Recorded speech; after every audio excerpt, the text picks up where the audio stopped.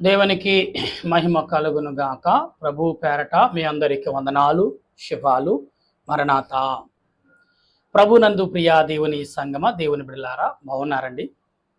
మీ అందరూ బాగున్నారని తలంచుచు మన ప్రభువును రక్షకుడైన యేసుక్రీస్తు పరిశుద్ధమైన నామంలో మీ అందరికీ శుభాలు తెలియపరుస్తున్నాను. సమయంలో కీర్తన గ్రంథం 133 అధ్యాయము మనం చదువుకుందాం. దాని కొరకు ప్రార్థన చేసుకుందాం. సర్వ సృష్టిని, నీతిని పరిపాలించుచున్న సృష్టికర్త నీకు వందనాలు.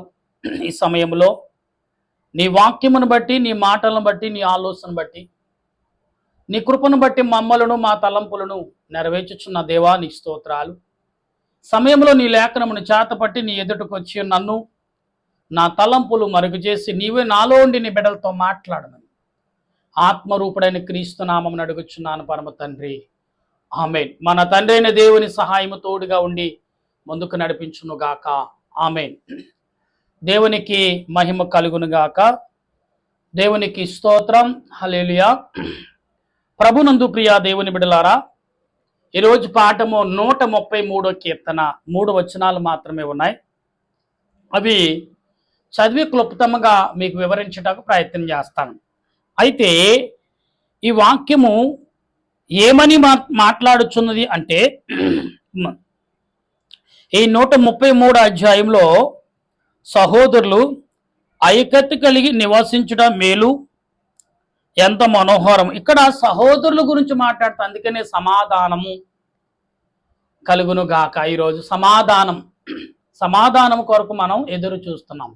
ఈరోజు సమాధానం. ఈ సమాధానము ఎలాగూ కావాలి మనుషులకు అంటే, సహోదరులు ఐక్యత కలిగినట ఎంత మేలు, ఎంత మనోహరము. అంటే ఆత్మ సంబంధమైన క్రియలు, తోడబుట్టిన వారు, అన్నదమ్ములు, అక్కాజేలులు అనేవారు ఐక్యత కలిగుణమని ప్రభువే చెప్తున్నాడు ఈ మాటలో, ఈ మొదటి వచనంలో.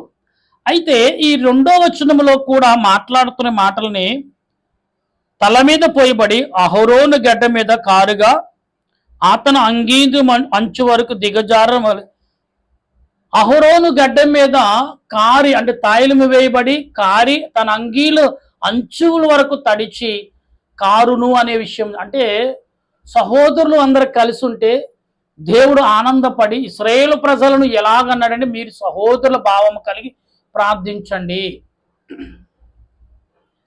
సహోదరుల భావం కలిగి మీరు నడవండి.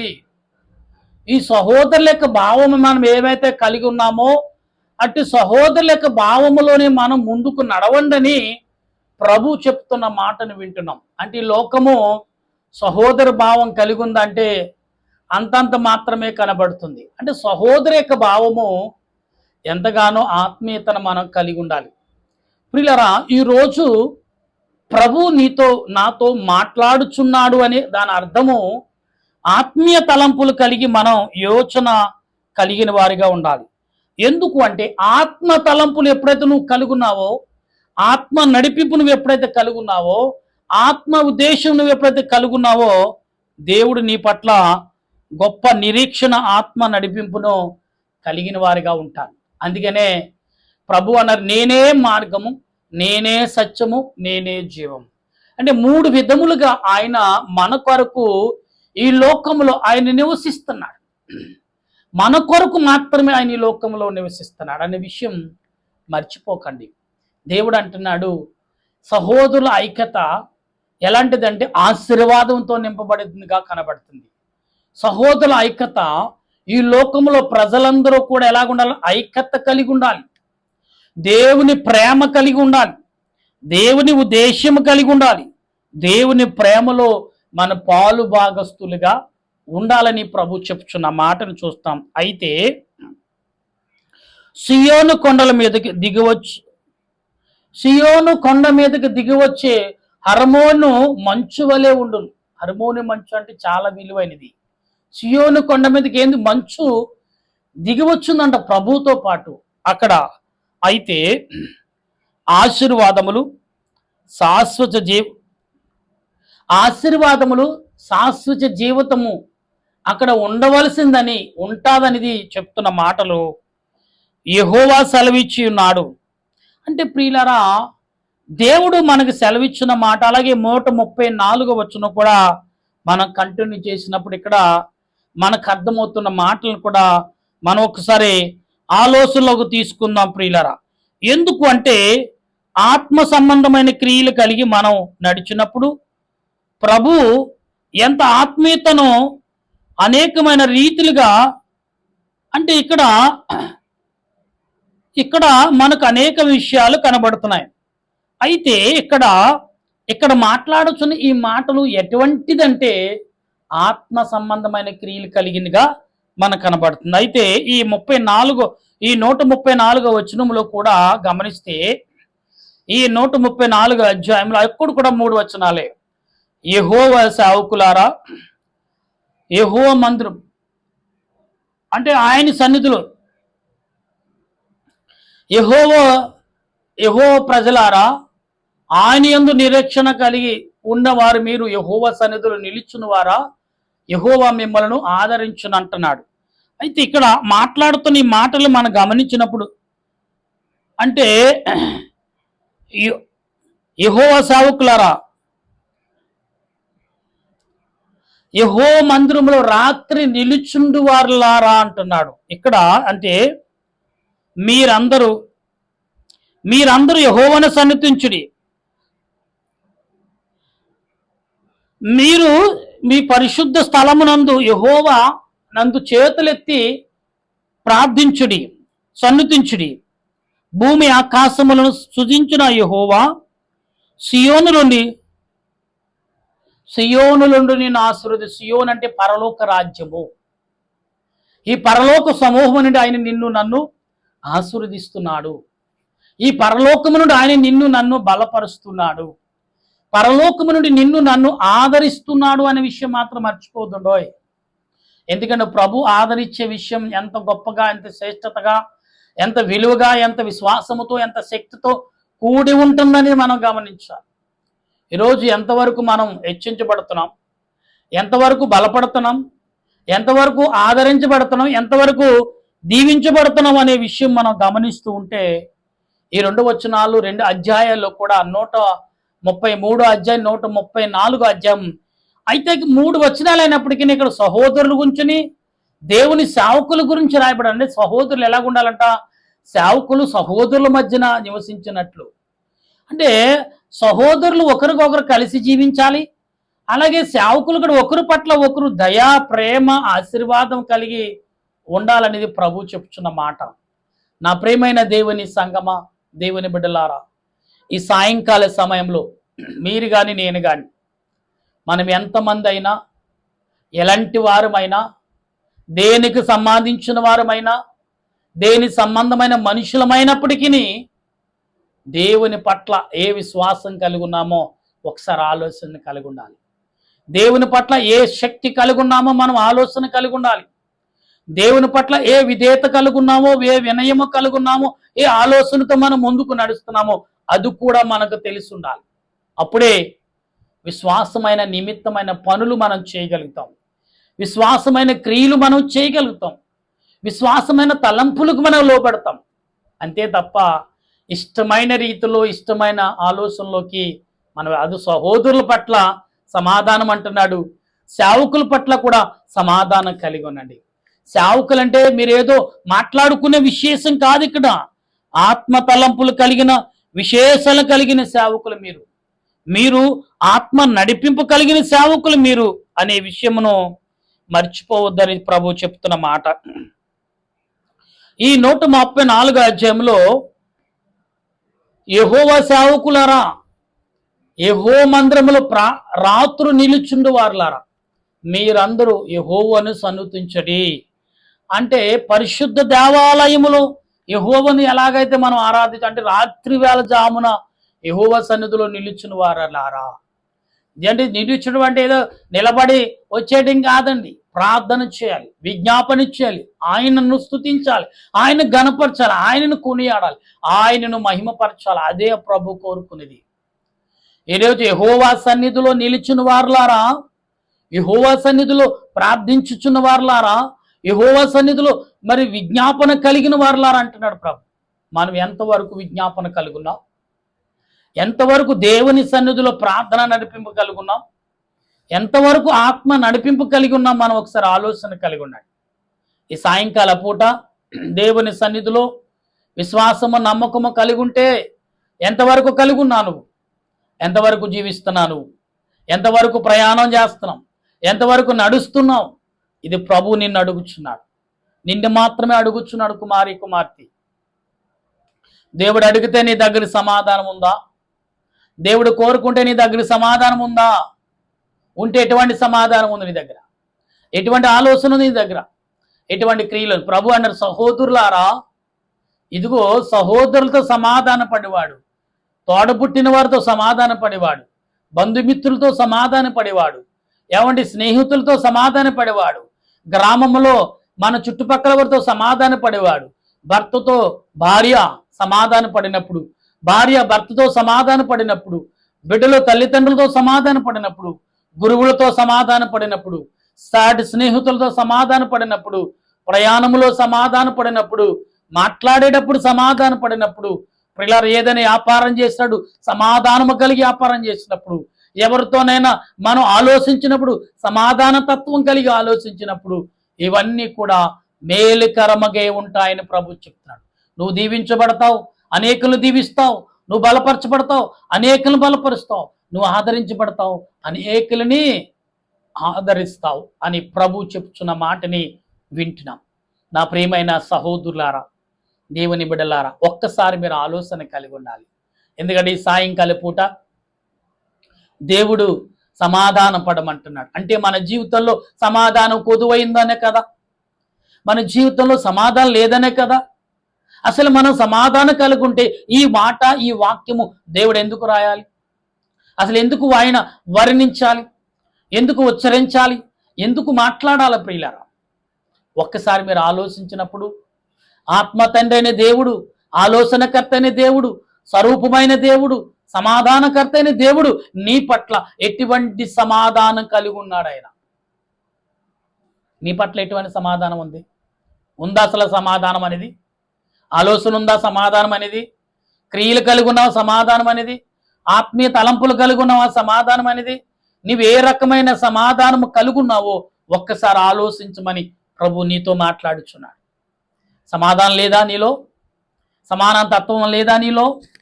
సమాధానం ఉంటే అది లేకుండాలో నాకు తెలియదండి అనుకుంటున్నావా? అయితే ప్రభు పిలుస్తున్నాడు, రా. ప్రభువే నిన్నే పిలుస్తున్నాడు సమాధానం కొరకు. ప్రభు పిలిచే సమాధానం ఎటువంటిది తెలుసా? ఆత్మ సంబంధమైన సమాధానం, ఆత్మ సంబంధమైన క్రియలు, ఆత్మరూపమైన క్రియలు. అని నీవు కలిగి ఉన్నావా? ఉంటే ప్రభు నేను పిలుస్తున్నాడు. నా కుమారుడా, నా కుమార్తె అని పిలుస్తున్నాడు. ఓ నా ప్రియమైన కుమారుడా, ఓ నా ప్రియమైన కుమార్తె అని పిలుస్తున్నాడు. నువ్వు సమాధాన పడితే రా, త్వరగా త్వరగా రమ్మంటున్నాడు. ఎంత వేగంగా నువ్వు దేవునితో సమాధాన పడతావు, లేకపోతే సమాజంతో సమాధాన పడతావు. సమాధానం చాలా అవసరం అండి. అందుకే సమాధానము కావాలి. సమాధానం అనేది మనలో లేకపోతే జీవితం అనే ప్రయాణం సాగదండి. కోపముతో, ఆవేశంతో, ఉద్రేహంతో సమాధానం లేకుండా ఉంటే ఖచ్చితంగా నష్టపోతాం. అందుకే ప్రభు అన్నాడు, సమాధానము కలిగి ఉన్నావా? ఎవరితో ఉన్నాం? మతం లేదు, కులము లేదు, జాతి లేదు, భేదము లేదు, అందరూ సమానులే అన్నాడు. అంటే అందులో సమాధానం ఉంది కదా, సమానమనే తత్వం ఉంది కదా, సమాధానం పడే సత్వం ఉంది కదా, సమానమని ఎంచుకునే తత్వం ఉంది కదా. అయితే నువ్వు సమాధానం పడమని ప్రభు చెప్తున్నాడు. సమాధానం చాలా ప్రాముఖ్యం అండి. ఈనాడు చాలా మంది చల్లా చెదిరైపోతున్నారు. ఏమంటే జీవితాలు చన్నా చిన్నమైపోతున్నాయి. అంటే భార్యాభర్తలు విడిపోతున్నాయి. భర్తల మధ్యన, కుటుంబాల మధ్యన, గ్రామాల మధ్యన, బంధుమిత్రుల మధ్యన గొడవలు పెరిగి సాతానుగాడు ఎందుకు చేస్తాడని సమాధానం లేకుండా చేస్తాడు. నీలో సమాధానం నీలో కావాలి. నువ్వు సమాధాన పడుతున్నావా? సేవకుడు అయినను, విశ్వాసమైనను, ఒక గ్రామ పెద్దవైనను, ఒక గ్రామానికి, ఒక పట్టణానికి, లేదా ఒక రాష్ట్రానికి, ఒక జిల్లానికి నాయకుడు అయితే సమాధానం ఉందా నీలో? అందుకే చాలా మంది సమాధానం ఉన్నవారు రాజ్యాంగంలో ఆరితేరిన వారు అయి ఉంటారు. ఎందుకంటే ఎక్కడ తగ్గాలో, ఎక్కడ హెచ్చించుకోలో, ఎక్కడ సమాధాన పడాలో, ఎక్కడ దాన్ని గర్దించాలో ఎరిగిన వారే సమాధానం పడతారు. సమాధానం చాలా ముఖ్యమండి. సమాధానం లేకపోతే, సహోదరులు సమాధానం కలిగి ఉండకపోతే చాలా నష్టపోతాం. సమాధానం ఏంటి? సమాధానం. ఈ సమాధానం మనలో ఉందా? తన సమాధానము మనకు కలిగి ఉన్నామా? మనకు సమాధానం అని కలిగి ఉన్నామా? ఈ సమాధానం మనలో లేకపోతే ఎంత దుర్భాయ స్థితికి, ఎంత నష్టపోతున్నాం ఈ లోకంలో. ప్రియులారా, సమాధానం కొరకు ఎక్కడెక్కడికో పరిగెడుతున్నాం, ఎవరెవరి దగ్గరకో వెళ్తున్నాం, ఏదేదో చేస్తున్నాం. సమాధానం కొరకే అన్ని రకాలు తీర్థయాత్రలు కానీ, అక్కడికి వెళ్తే సమాధానం దొరుకుతుందంట, ఆ పాస్టర్ గారు ప్రార్థన చేసి సమాధానం దొరుకుతుందంట, ఇక్కడికి వెళ్తే ఈ గ్రంథాలని వెంబడిస్తే సమాధానం దొరుకుతుందని ఎక్కడెక్కడికో వేల కిలోమీటర్లు ప్రయాణం చేస్తున్నాం. సమాధానం ఉందా? కానీ దేవుడు నీలోనే సమాధానం ఉందంటున్నాడు. ఎవరిలో? నీలోనే నేను సమాధానం పెట్టాను, దాన్ని వెతుకుతే నీలోనే సమాధానం. అంతే, అదే ఓర్పు సహనం.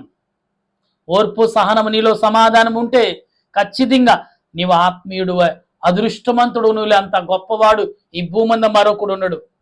అందుకే సమాధానం అంటే ప్రియులారా, రైతు తన పొలమును చూసి సమాధానం పడటం వల్లే దిగుబడి పొందుతాడు.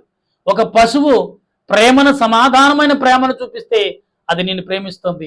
విషమ జంతువైన, క్రూర జంతువైన ప్రియులారా, నిన్నో ఇందాక పొద్దున్న ఒక వీడియో చూశాను. కేరళలో ఒక సమాధానం అంటే ఒక సింహం మధ్యన సమాధానం కలిగి దానికి ఫ్రూట్ పెడుతున్నారు వాళ్ళు. అంటే మాంసం నుండి విడగొట్టి ఫ్రూట్ మాత్రమే తింటుంది అది. ప్రియులారా, ప్రతి జంతువు కోళ్ల మధ్యను మేకల మధ్యకి వెళ్ళినా అదేమీ చేయలేదు, స్నేహభావం కలిగి ఉంది. అంటే దాంట్లో సమాధానము దేవుడు ఇచ్చాడు. అలాగే మనం కూడా దాంతో సమాధానం కలిగి ఉన్నాం. అలాంటి మనం మృగాలతో సమాధాన పడినప్పుడు అది నిన్ను ప్రేమిస్తాడు. ఎస్, నేను ఆదరిస్తుంది, నీ కొరకు అడ్డుపడుతుంది నా యజమానుడు అని. ఇవాళ సమాధానము కలిగి లేకపోతే ఏదైనా సరే కర్ర కూడా పామై నేను కరబోతుంది అంటారు. చాలా మంది చూడండి, అనుకోక దారిలో ఏదో కర్ర కానీ తాడు కానీ కాలుకు లొంగేసుకుంటే, ఆ కాలుకు చుట్టుకుంటే అయ్యో పాము కరిచేసిందని అల్లుపోయి గుండా చనిపోయిన వారు చాలా మంది ఉన్నారు. తేడా చూసే తాడది, లేదా తేడా చూసే ముళ్ళో లేదా కంచో కాలుకు తలితే ఏదో నన్ను కుట్టేసిందని అది ఆందోళనపై అటాక్ వచ్చి చనిపోయిన వారు చాలా మందిని చూసాం. ఈరోజు నీకు సమాధానం ఉంటే పాము కూడా, సింహం కూడా, క్రూర జంతువు కూడా నిన్ను హాని చేయదు. ఎందుకంటే తన దారిలో సమాధానం నువ్వు వెళ్ళిపోతున్నావు, నువ్వు అలాగే సమాధానం వెళ్ళిపోతావు. అది కూడా అలాగే నిన్ను హాని చేయకుండా.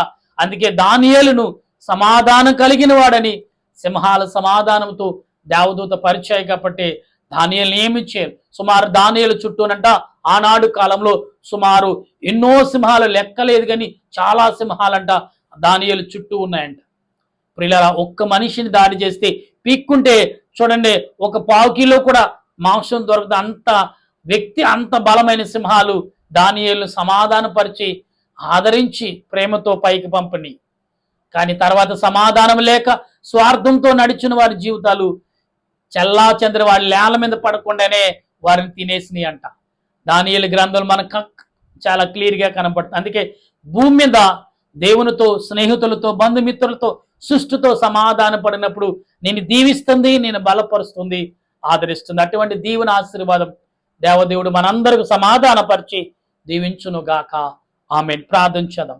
దయగల దేవా, నీకు వందనాలు. ఈ దినము మా ప్రియులు నీ బిడ్డలతో సమాధానము కొరకు మాట్లాడావు. దావీదు గారు సమాధానం పడ్డాడు కాబట్టి, సమాధానంలో ఆనందం పొందాడు కాబట్టి ఈరోజు సమాధానం కొరకు మాకు చెప్తున్నాడు. ప్రతి వారు సమాధానం కలిగి జీవించగల మనసును లోకానికి, దేశానికి, ప్రజలకు సమాధానము కలిగజేసిన ఆలోచనతో నింపమని దేవా, నా దేశమును, నా దేశ ప్రజలను, నా దేశ పెద్దలను, నా దేశ నాయకులను, ప్రపంచంలో ఉన్న 850 కోట్ల ప్రజలు, 275 భాషలు కలిగిన మనుషులు, గ్రామాలు, పట్టణాలు, స్నేహితులు, బంధుమిత్రులు, అన్నాదమ్ములు అందరిలో సమాధానము కలిగించేయండి. దేశాల మధ్యన తండ్రి బోర్డర్లో ఉన్న పోలీస్ శాఖ వారు కానీ, మిలిటరీ వారు కానీ నాయన, అలాగే ఈ లోకంలో వ్యాధులు, వైద్యులు తండ్రి ఎవరో అందరూ నాయన రక్తం పీల్చే వైద్యులు ఉండరు. ప్రేమ కలిగి సమాధానం కోసం ఎదురు చూసే వైద్యులు కూడా వారందరిని దీవించము. దేశ శుభ్రత చేసే పారిశుద్ధ వారును, దేశంగత అభివృద్ధి చేసే ఇంజనీర్లను, కార్మికులను అందరిని బట్టి వందనాలు. గర్భిణీ స్త్రీలను బట్టి, బాలింతరాలు బట్టి వందనాలు. గుడ్డివారు, చెవిటి వారిని బట్టి, మూగవారిని బట్టి, వికలాంగులు, అనాథులను బట్టి నీకు స్తోత్రాలు చెల్లిస్తున్నాం. అందరిని బట్టి నీ ఆత్మతో సేవకులేమి, పరిచారికులేమి, సువార్తకులేమి, పండితులేమి, శాస్త్రులేమి తండ్రి ఎవరైతే స్వాదు మనసు కలిగి నీ సమాధానంతో ఎదురు చూస్తున్న వారందరినీ దీవించి కాపాడమని నీ ఆలోచనతో బలపరచుదువుగా, నీ సన్నిధి వారి మీదకు దిగవచ్చునుగా, నీ ఆత్మచేత నింపి బలపరచుదువుగా. నీ దాసుడు నన్ను నా సేవ పరిచర్యను దీవించి బలపరిచి ఈ రాత్రికాలం అందరికి సుఖనిదిరిచి నిరాకడి సిద్ధపరచమని ఆత్మరక్షణకర్త యేసుక్రీస్తు నామమున అడుగుచున్నాను పరమ తండ్రి, ఆమేన్. మన తండ్రి అయిన దేవుని సహాయము, త్రియేక దేవుని కృప, ఆశీర్వాదం సదా తోడుగా ఉండి ఆయన రాకడకు సిద్ధపరచును గాక. ఆమేన్, ఆమేన్, ఆమేన్. మీ అందరికీ వందనాలు. మరణాత. అందరికీ సమాధానము కలుగును గాక. ఆమేన్.